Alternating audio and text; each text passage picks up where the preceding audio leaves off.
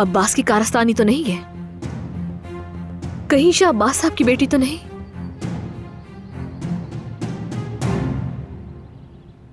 जमरू साहिबा की ड्रिप का वक्त हो गया है, क्या आप कमरे से बाहर जा सकते हैं अदनान साहब? ठीक है, मैं जाकर देखता हूँ दादी वापस आई या नहीं।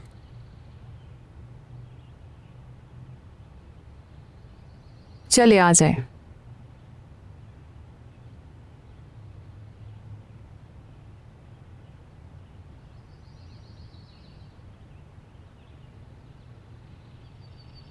कुछ तो छुपा रहे हैं ये लोग।